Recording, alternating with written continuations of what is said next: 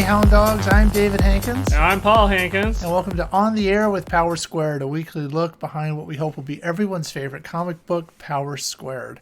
Today we have a guest, Josue Kure, who is the creator of Reaper Rules. I don't know if you can see that. Yeah. So we thought we'd have you on and sort of... we met through, I think it was like a list launch kind of a thing. Oh yeah, actually we were partners in that. Yeah. We were learning together, and we were doing some of the exercises together to figure out what our Kickstarters would be, how much they would cost. How much money we would have to make it. Like mine was started out at 2000 when I made my first Kickstarter. Yeah. Yeah, and we were both working on that together. Right. Yeah. So we actually have never spoken until today. So it was just we never met like this. So we were mostly texting.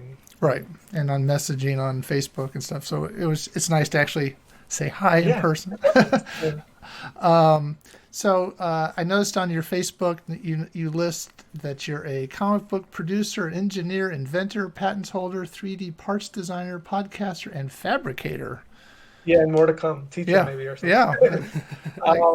I do a lot of stuff, and I'm interested in a lot of stuff. So, but primarily, how I make my money is as an electrical engineer. And you work for the Navy, or? Yes, I work for the U.S. Navy. Right. Okay. Yeah. And so you're a civilian working for the Navy. Yeah, I'm a civilian government worker. Okay. Yes. And do you like that work at all? Yeah, I like it. It's just that I've been in it for 12 years. So I kind of want a career change now. Right. And I've been looking into trying to, because I did a part-time job as a STEM teacher at Vinci School in Alexandria, Virginia. And I really liked it. So I figured I want to do that for the next, 10 years, 12 years, and then start my own school. Oh. And I kind of want to introduce VR as the main way on how to teach kids so they are interested in it, even through high school, because high school can be very boring. So if you make it fun and you teach kids, I had a lot of trouble learning. So I want to kind of give back and use my engineering a little bit too to give back. So for the future engineers. So you were before, in a little pre-show chatter, you were telling us about your background, which is really interesting. So your family is sort of Syrian Ecuadorian, or am I getting that right? My family, my dad and my mom were born in Ecuador, but my great-great-grandfather was from Syria. He immigrated through Turkey into Ecuador. And, then everybody mixed together, but there's probably Spanish, Ecuadorian, native Ecuadorians and Syrian in there. So, and probably a whole bunch more. I did a 2-3andMe, and it was just like the whole map was just everywhere. I don't know. Every color you're there. Yeah. Yeah. But mostly, I think it was mostly Spain and some Native American. I forget what I saw, but yeah. That's yeah. And you spent a couple years in Ecuador? Yes, I was 9 years old when I moved there. My brother was 10, and we both went to a military school in Ecuador, and they were very tough out there, but they push you real hard, and I was there for 2 years, and we were able to learn how to write in Spanish because we knew how to speak in Spanish. Mm-hmm.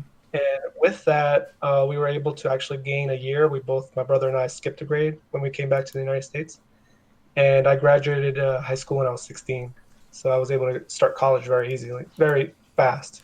I actually graduated high school at 16. That's awesome. I skipped a year in high school. That's awesome. That's good. Yeah, the way it was, I had a class where we had the biggest thing you have to have, at least in Texas, where I'm from, is English.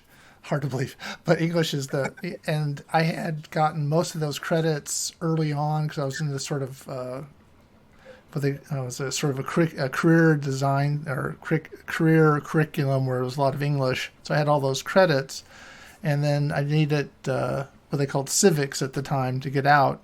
And you have to be a senior. Well, okay, so I became a senior and got out. So that's awesome. Yeah. It's good to graduate early. I mean, you lose a little bit.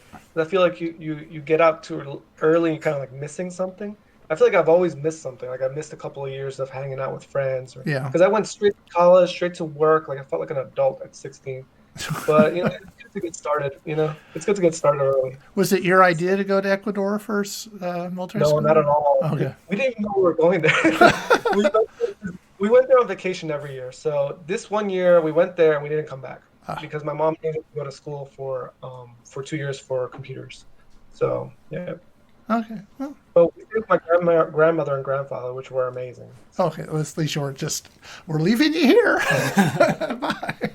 And where was this? yeah, Where was this? I loved it out there. It was really fun. Where was the school Like I had located? friends at the neighborhood. We would play soccer. I introduced them to hockey, Oh, football. I don't know any of that stuff. I brought it all over. Um, yeah. so where's the where was the school located? The school was located in a small town in Ecuador called Quevedo. Hmm. It's in the province of Los Rios, which is like closer to the coastline of Ecuador.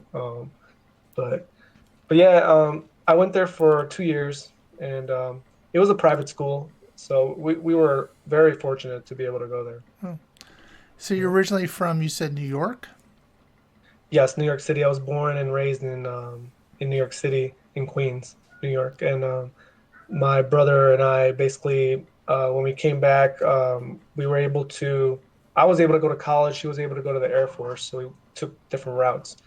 And from there, I moved to Indiana for 7 years, and then Maryland. Now I've been here for 4 years, and I'm trying to move to Florida in March. So that should be my final move, but we'll see You what happens. never say final.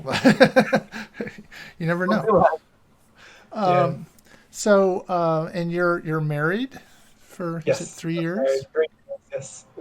And you want to tell us about your lovely wife? Oh yes, Oksana. We both went to the same schools together. We always crossed each other, but we didn't really ever talk that much until later on in life. And about the age 27, 28, we started talking on Facebook, and we met up as friends. And it was all history from there. We have a little daughter now, Lana. She's Hmm. 2.5 years old, and she's great. She's very sweet. So she actually did a sterile processing before she had Lana, which was cleaning medical equipment. Right. And right now she's changing careers to veterinary assistant. So she's doing the course curriculum right now. So It must yeah. be kind of your daughter's not going through the terrible twos or anything. Oh yeah. Oh yeah. But I feel like it's been terrible like since baby. I mean, she's like cried. I mean, she's woken us up. I mean, I can't say that. I mean, there's always sweet points and terrible points. So I think it's all part of them. I mean, it's always going to be like that, I Yeah. think. Well, But we also have a little cat Munchkin, which we just got. So, and she loves that cat. oh, They get along so great. Yeah. I always heard that. Was it like two is how they're going to be as teenagers or something like that, or three? I don't know. One of those. This is a foreshadowing of how she will be at 13 and hate me probably. They'll get over that. Yeah. So you're start off with your profile says you're an inventor and patent holder. Is there anything we would have known that you've invented? Um, it's very niche, but it's to do with sonar equipment. And I was able to work with a few other engineers, one mechanical, one software, and we were able to create a system that would automatically tune sonar to a certain frequency. And that is probably marketable to maybe 3 people in the world because not a lot of people work on that. Yeah. But it's something that I was even asked one time. Can you guys do this?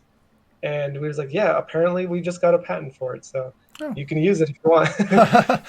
I mean, You does gotta it pay have extra. military? It's military. It's only military, really, and nobody else is going to end up using it. There's patents you can put in the Navy that I've heard other Navy engineers that were marketable and they get royalties on, Uh-huh. but I haven't made one like that. I have 2 patents, um, and they're both from the same thing. It's just one is the system, one is the method. It's a divisional patent, Uh-huh. but I hope to get more in the future. But I want the next patents to be more teaching related. The guy I know, my mentor, Dr. Dan at Vinci School in Alexandria, she invented some of these iPad holders, so you can hold the iPad with both your hands if Uh-huh. you're like 5 years old, so Right. they fit a 5 year old. And she was able to patent that. So yeah, and she was an engineer too. She was an electrical engineer and went into teaching in later in her life. Huh. She's a doctor. Yeah. Are you going to need to get a doctorate in teaching or anything, or you can do it with an No, engineer? I think that's mostly if you want to be a professor in in college or if you want to do research. I just don't see myself doing a doctorate unless I want the doctor in front of my name, like Dr. Cure. That would be really cool. Yeah. But I don't see myself doing a doctorate right now. I have a master's, and that should get me far enough, hopefully. Okay. Yeah. Let's talk a little bit about Reaper rules. And Yes, you can see and that right on that's there. so Yeah. great you have it on you. I was trying to find mine, but it's all deep in my closet. I don't Uh, have it out. I have it on Comixology. okay, you do. That's good. Yes, I Uh, actually do. And I just found out how to do that, and I got it through. So yeah. What was the? Tell us about if somebody doesn't know what Reaper rules is about. What is it about? actually, what's funny is that it started out as an idea between my coworker, which is the writer of the comic book, Tim Gomez, and I. We were sitting at work one day, and we are just like talking about making a comic book one day. It was just like kind of like a joke. Oh, it'd be so cool if we make a comic book. I said, what would it be like about? And start talking about what we like. I love ninjas and samurais and stuff like that, and he likes that stuff too. He likes martial arts and everything. So we really wanted something bloody, something bloodier than what we're used to seeing in comic books. I try Yes. to go, especially if you check out the last pages, it gets really bloody. Uh huh. Uh, but basically, we said, how about we give them rules? Like, not only are they contract killers, but they have rules that they abide by. They have a code. They don't just do things the way they want. Although there's a brother that is like that, that wants to go against the rules. So that's what we call it, Reaper rules. So John is their kind of like their father, I would say. They're aliens. Yes, that was Uh, the. Yeah, I was going to wait for you to they're mention it. contract, yeah, they were rescued by him. They're contract killers, and that's how he keeps them safe. So they have something they can do and keep them safe from whoever's after them. So one of the things that we're trying to figure out is who's the ideal reader for this. Who do you think is the Oh, your I don't market? know. I put on there. I put 18 to dead. So I'm thinking anyone between 18 and 150. I don't know, whatever humans can live to. But I'm thinking anybody can enjoy it because it's heartfelt too. I mean, there's even a page where John is hugging Ryan, which is the trouble child, Mhm. but it has a little heart to it, which I really like because sometimes in comic books there's so much action and you get lost in the action. There's no real story, and I Mhm. love stories. So Yeah. we try to really, even though it was maybe a little boring for some people, but I like to put those in there, And Tim wrote all of it. We were just just hashing out ideas here and there about the outline. So he's the meat and potatoes guy. I wish he was here actually because I was trying to get him on, but he knows way more than I do about where it's going and where it's going to go. But we always hash things out. We always brainstorm. So So you said that you're working on issue number 2. we already wrote the script for two, and we're up to page 30 for pencil and ink, Wow. and we're up to page 20 on color and flats and colors. So, So we have great artists. Dennis Patcher, he's uh, our pencil and inker and our letterer, by the way. He did everything in the first episode, but we're trying to like offload a lot of that stuff. yeah. So we gave the color and flats to Ewan. I don't know if you know him, Ewan. He's our colorist, but he's very good. He's from Indonesia. Okay. And then we have another artist for another web series that we have, Jackson Gibeon for Living with the Undead. That it's a free web series on our Facebook account. Wow. Yeah. You've a So lot of stuff we're trying to stay busy, and we have another comic book coming soon to just take a break from Reaper Rules, which is Superfoods, right. and that's about food and superpowers and just average people. Nothing like super muscular freaking Vin Diesel. No, these are just regular average people, and it's a lot of dark humor. So we want to have fun with this one. A Isn't lot of like dark humor. isn't Popeye your sort of your first superfood kind of guy? Well, you're right. Yeah, you're right. Popeye is definitely an inspiration with the spinach. I just realized that when we're talking. It's like, hey, Popeye used to eat Yeah, I just realized spinach. I that. guess No, from. but our angle is that a lot of foods have GMOs in it, and it affects people differently because of their Oh, DNA, different DNA. So we're going with that route. Yeah, so it sounds kind of scientific. a little bit. Yeah, we're putting a little science in there. That makes it more fun. I love when science kind of tries to be real, but it's not. Hmm. I like that a lot. Or was it in This Island Earth when MST3K. did it? There was a thing back when science didn't have to have a purpose. You know? Now everybody's nitpicking everything. Like, man, the Mandalorian didn't have the rocket launcher on his next scene. I'm like, okay, it's not real. Yeah. Yeah. But it's like, I think Neil deGrasse Tyson one time said, "Is it true that when you go into space, like you become like ice cube, like like you become very cold?" And he's like, "Well, the temperature's kind of normalized, so you don't get cold that quick. But why would I discuss that when they have a talking raccoon? Like, it makes no sense for me to like criticize that." Yeah. So, yeah. And he had a perfect response to that because fantasy is not supposed to make complete sense. Right. You know? No, that's true. So, do you have a website for this? If people wanted to buy it, how would they? It's actually bloodyreapercomics.com, and we try to I actually updated myself. My friend helped me with it. It's on his server, so I don't have to pay anything. But we were able to post updates on there on like if we have a new Kickstarter or if you want to get our comic book on Comixology, the link is on there. Okay. So everything's on bloodyreapercomics.com, or you can check us out on Facebook, Bloody Reapers Comics on Facebook. So, Okay. but we want to increase our audience. Every time we come up with a comic book, we try to market ourselves more, and also try to do a Kickstarter. Like our Kickstarter history, it started out kind of shaky because we put it up at 2,000 and we went only up to 638. And so we had to relaunch, and I never dealt with Kickstarters before, so I thought we were over. But we put it up at 800. We made this cheaper. We gave things more prizes, and we ended up getting like I think 10 more backers or something, and we left that at 800. So we were able to get enough to print copies, not a lot, but enough copies to get it out there. So the next Kickstarter, I want to make it a little bigger and see how it goes. But I think it's just a learning process. It's our first comic, so. Oh yes, Power Squared is our first comic. Yeah, but you guys have so many awesome comics already written and finished. Like we're just going little by little, piecemeal. Once a year, we're so slow. Well, but you guys, we're trying to keep the people.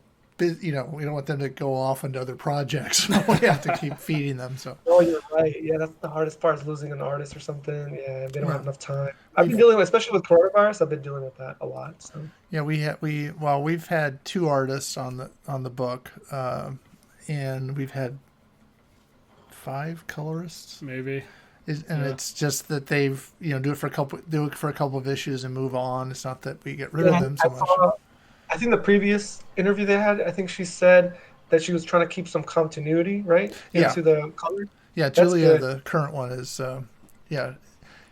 we've made the previous colorists as they leave to update like all the colors they've used for certain characters or whatever, so that the next person doesn't have to reinvent it and there's a continuity to it.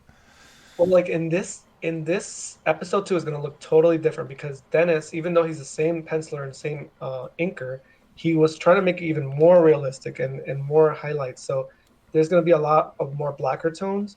And he asked me, "Do you want me to keep the same colors?" I'm like, "No, just do whatever you want." So it's going to look totally different. And I don't know if that's a good thing or a bad thing, but we don't do continuity, I guess. I mean, well, we were trying to do we get a new artist, we get a new artist. Yeah. Well, we had that a little bit when we changed artists. There was a change in style, which we think was for the better. Yeah. Oh, that's awesome. If we could afford it, that we would like her to redo the first 5, but we can't afford that. So. That's true, man. I would love to be able to afford that. Like, just make it like maybe make Reaper Rules cartoony and funny or something. That would be hilarious. Like, he chopped somebody's head off and then just laughed about it. But that's what I'm doing with Superfoods, because Superfoods is going to be like that, where it's like, oh my god, like his arm's off or something, But yeah. I actually love the boys. It's kind of like that. So that's kind of what we're going for. Okay. Looking forward to whenever you get ready to launch that as a Kickstarter, let me know. Yeah, that'll be awesome. Maybe we'll have you back on to talk about it. How's that? Oh, definitely, yeah. I would love to be on again. So you also have a podcast? I do. It's about technology. It's maybe kind of boring for people, but and I'm trying to get better at it because I'm kind of monotone when I read. I don't know why, but I'm trying to like have a little bit more style in my voice when I have podcasts. But it's mostly just news. Like the last one I did was about um, Boston Dynamics, and I talked about VR headsets. The next one I was gonna do was face swapping. I forgot what that's called, but when you change somebody's face. Mm-hmm. So I read articles about it and I write a little essay about it and I kind of read it out for the audience. The Yeah, first episode I did was on, I think it was on Neuralink, yeah. and I just totally like just ranted the whole time. So you'll see the progression. I have more. It's a more organized. I have like little jingles and stuff, but I'm trying to get better at it. So it's called Technocrat. Yeah, technocrat. And do you do the videos yourself, or you just take it Yes, I from do this? everything myself on this app that I have on my phone. Yeah. Yeah, I'm pretty amazed. You did your Kickstarter thing on your phone too, your little video. Everything. Oh my, that was so hard. And now that I have an iPad, it's gonna be a lot easier. But I did everything on my phone. It was amazing because back then I didn't have internet. I just had 4G, so I was doing everything on my Verizon account. Wow. So Huh. because I was trying to just save money. Yeah, wow. But I will say I was really impressed that you did your video on your phone. That was Thank you. Yeah, see, that one I used my voice and I high pitched it. I put it on high pitch on my phone. There's like this little thing that you can make it high pitch or not high pitch, but low pitch or something, Yeah. and you make it seem like you're a tough guy. And so it came out really good. yeah, no, it was Yeah. good. And so yeah, so do you do the whole Technocrat thing on your phone?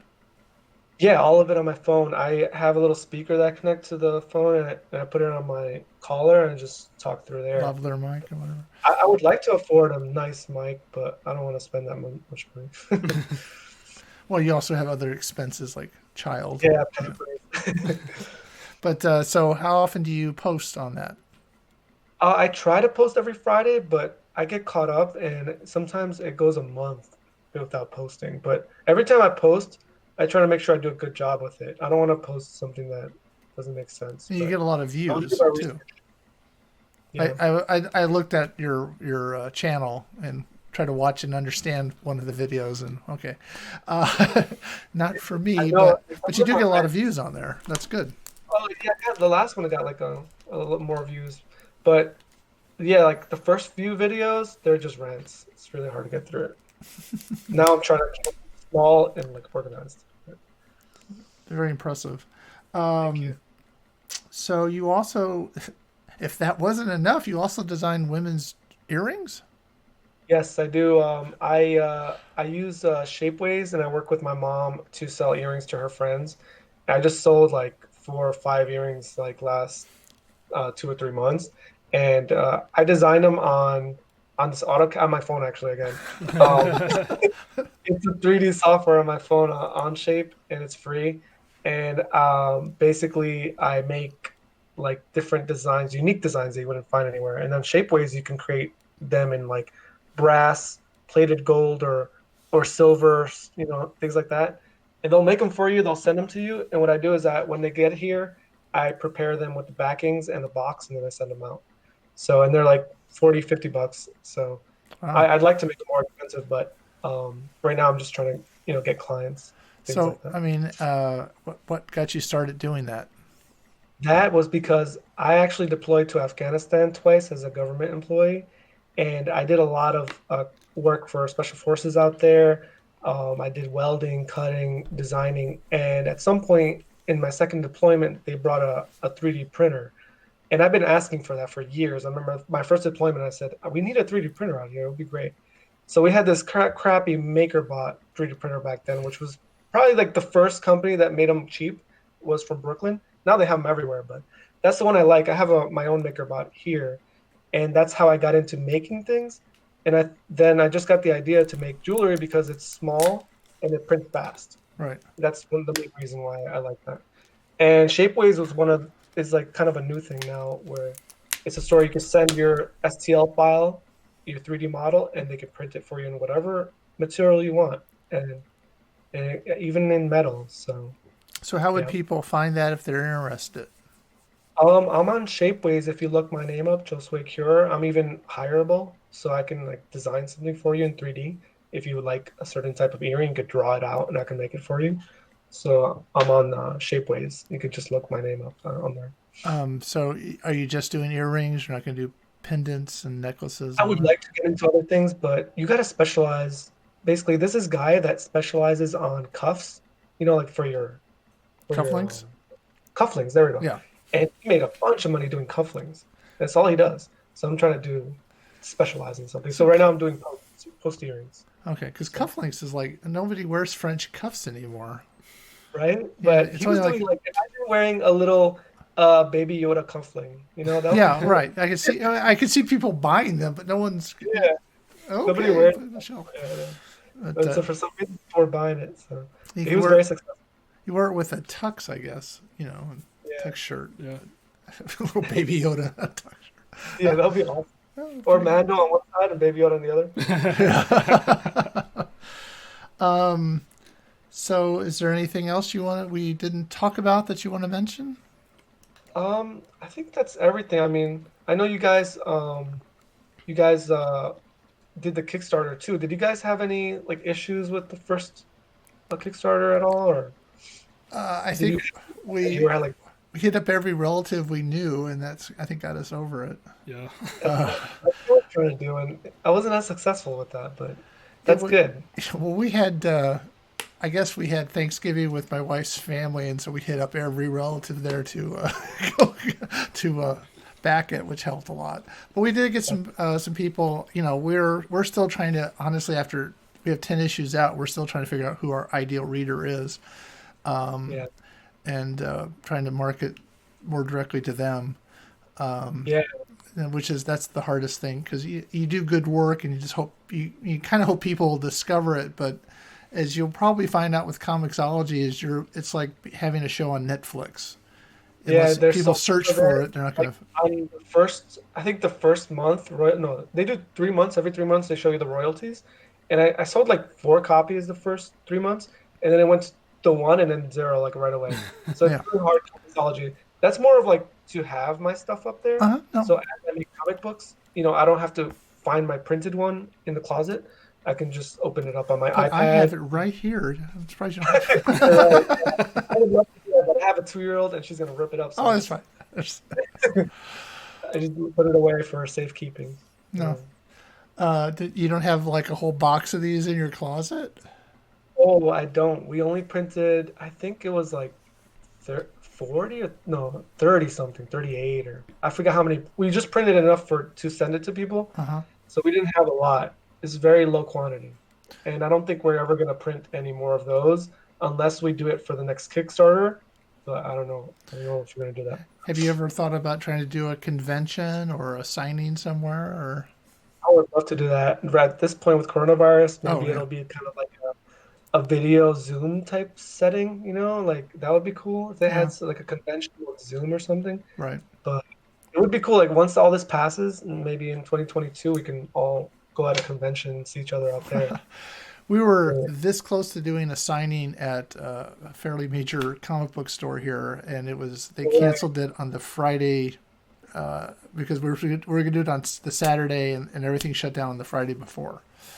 So we're yeah, I'm so this sorry close. about that. It's Yeah. like it happens with all this going on, but I'm sure it'll get better over time. And I was going to ask you, one of the questions was how that affected you and in your comic books and people that just the comic book industry. Like I don't know how much it affected us since we work a lot online now, Yeah, but you're not. It affected us as far as we were hoping to try to do live events this year, yeah, that's and the big, that sort and of that's how you totally get more followers too, right? yeah. I mean, so yeah, We've done. We've had two signings. One at a comic book store on Free Comic Book Day a year ago, and then we did a really small comic book convention, which wasn't really people looking for new comic books. It was more people looking for vintage comic books and toys and things. But we did that, and actually, we got people on our mailing list that way. Well, hopefully we'll be vintage in 100 years. So they'll be Yeah. Well, and hopefully they'll be then, looking for us. Like, where's the power squared section? I'm not interested yeah, in this. that'd be great if people would even care. But Oh, they will. I mean, you get like you think Stan Lee, like when he came up with his stuff, and like nobody really cared back then. It was like 1 cent or something. It takes time for these things to mature. You never know. yeah. You guys could have a Netflix series by like in the next 10 years about this stuff. So you Well, never know. we'd like that Or Zach very and Cody much if can, Netflix is watching. you know, Zach and Cody can be the actors for it. Bigger. I might be a little too old for. I was gonna say, well, if Tuttenstein got a successful Discovery Kids show, then Yeah. there's hope. I mean, to me, that's like the ultimate goal is to either animate like in an. I would love that. I would love Reaper Rules as an anime. That would be so cool because they can go as bloody as they want. But a live action show would be like it would be hard to watch. It would be like The Boys, but worse. Yeah, we've thought about trying to pitch an animated show based on Power Squared. And I've taken 2D animation. It's a lot of work, and you got to pay a lot more money. It's not like comic books, so Yeah. it's Yeah. tough. Well, I don't think we're trying to do it independently. We're trying to sell it to somebody to put it on. Definitely. Yeah, Like because if yeah, somebody loves it and they have the money, that would be amazing. I hope you guys find that. But so do we. Hope to find people out there who want to buy it. So we're going to be working on that really next year, is trying to market to our what we hope is our ideal reader. And then yeah, like the way like I've been actually in charge of marketing, and the way I do it is I go on Facebook, and I do like different. I test 18 to like I don't know 40, and see how many people I get as likes or something like that. And I do a lot of testing on there. And unfortunately, like when I do men and women only get like I think like 20%, 10% or something like that. So I've been marketing a lot to men because it costs me less money per like, you know what I'm saying? uh-huh. So but yeah, I would like to make a comic book that is geared towards women one day where I can just like market only to women. That would be amazing. That's a I big. don't know how to, I would like to know what would they like, You also need to also market to people that aren't necessarily reading comic books right now. Yeah, And that's true. who are interested in your story, and that's the way they'll get the story is through your comic book. Yeah, so we're kind of going through that little. We've bought some ads on Facebook, and you get like 6,000 people will supposedly see it, and then 2 will actually click. Yeah, I had the same problem. I had like at some point we were getting like 300 likes and 400 likes. I'm like, wow, man, we're famous. Like, I don't know, I just didn't have before. So like when I look at the Kickstarter, I'm like, wait, what the hell? We only have like 28 backers. Like, what happened? But, we're all those that was- people that liked us. Yeah, I know. no, it's one thing is like liking something, and another thing is putting your cash down, like that Well, you need for your rent or something like that. or just clicking on the link to sign up for the mailing list. I mean, that's really hard. Yeah. I would like for me, I use Facebook mostly, and the web series is one of the ways that we try to attract people. So it's free, and you can like it's called Living with the Undead, and it's about zombies and Dracula and werewolves and everything. We make it kind of funny, but we try with that way, and I don't know. I mean, with this new comic, Superfoods, maybe we'll attract a different audience, but we don't even know who we are making it for. We just make it because we like it. Yeah, So. it's kind of a labor Yeah. of love, and then Yeah, labor of love. Yeah. you want We're other not people like to love it looking too. we're not like looking at like a group of people and say, okay, 18 to 20, this is what you like. We're not Yeah. doing that. No, you can't really. Yeah. So again, it's a process because there's a lot of independent comic books out there, and you kind of like discourage people from wanting to do it. I was going to ask you, how'd you guys come up with the powers for each identical twin? How come they don't have the same powers? Well, that was part of the whole setup was they wouldn't have the exact same powers. You want?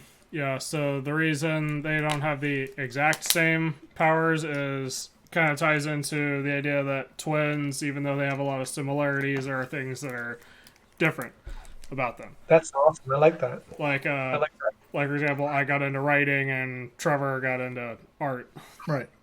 So the way they are given the powers in the story was from a magical Kasune, and she had been, as I'm sure you've read, she was hit in the head and was a little kind of woozy. And instead of seeing two boys, she saw one. And so when she granted them the powers, they didn't get the exact same power. They got some of the same, but they got some different. No, but I like that you said that identical twins, although their DNA is the same, there are some differences, like you like writing. But like even with my brother and I, we were not identical twins. We were a year and a half apart, but everybody always thought we were twins. I don't know why. I was like, I look nothing like him. And even today, they confuse our voices. My mom will call me Khalid on the phone, and I'm like, "Oh, Khalid." But my brother and I, we're so different personality-wise, and this is how brothers are. I think, like growing up, you kind of want to be different than your brother. You don't want to be the same. Oh, trust You me. know, you make it an effort to be different. So people don't confuse you. Right. Yeah. Anyway, so anything else you want to talk about, or we're going to wrap it up here? Or? Let me see. I had like all these prepared questions, but oh yeah, I was gonna ask you something. I just recently got into VR, the Oculus Quest 2 that I'm using, and I saw this comic book on there that was semi-animated. It was pretty. I forgot what it's called, but you watch it and it's semi-animated, and you can you look left and there's a woman there, Oh. and you look right and there's a monster there, and then she's walking with a bow and arrow and she's shooting at the monster in the next scene, and you can click next. Do you guys ever see like doing something like that with VR? Just because, making a whole animated show would be very expensive, but maybe there's people that can do VR, type semi-animated things, like a short. It was very short too. It wasn't very long. I've never thought of that. Yeah, you should look into it. And that's one of the things one of the questions that I had with that. But that's a very good one. I honestly had not thought about that. Yeah, we should look into that. Yeah. People love VR is becoming a big thing now, and I'm always thinking about because my favorite thing is VR paintball. I play it all the time. But I also have VR, the Star Wars Tales of Galaxy's Edge. But it's awesome. I mean, like you can grab a tool and you see it's on your chest or it's on your buckle. And I mean, with comic books, like imagine you on VR and you're like Ryan from Reaper Rules, or one of the characters in the Power Squared or something like that, and you get to be that character and look at the scene or something. That'd be cool. Yeah. Yeah. Yeah, I always thought we could do a video game too, but that's another. Oh, that'd be awesome. Yeah. How would that be, like a role playing game or something, or with a story, or? Well, I figured you have two people. One of them, you'd play as one of the twins, unless you played with somebody else. Right. I mean, I'm just sort of spitballing here, but it would be cool, like a Battletoads Double Dragon type situation, like 2D. Yeah, 2D brawler. My brother used to beat me up. When like in Battletoads and Double Dragon, you can beat each other up. Yeah. I don't know why they designed it that way, but my brother would kill me in the first level, and I'd have to play by himself the whole time. That was why he did it, bro. Yeah, it was on Sega Genesis. Somebody must have messed that up, put a 0 instead of a 1 or something. That's pretty good. All right. Well, we appreciate you being on the show. And we'll have to have you back, especially when you start rolling out more issues of Reaper Rules and Food Wars. Superfood, sorry. Food Wars is a whole different show. Later future. So, but Reaper Rules episode 2 is coming soon. I would say maybe next year, but early next year. So. Okay. So. Yeah. All right, so if you are watching this on YouTube, leave a like if you liked it, subscribe if you want to see more, and ring the notification bell if you want to see exactly when these videos go up. So until next week, I'm David Hankins. And I'm Paul Hankins. And you've been on the air with Power Squared.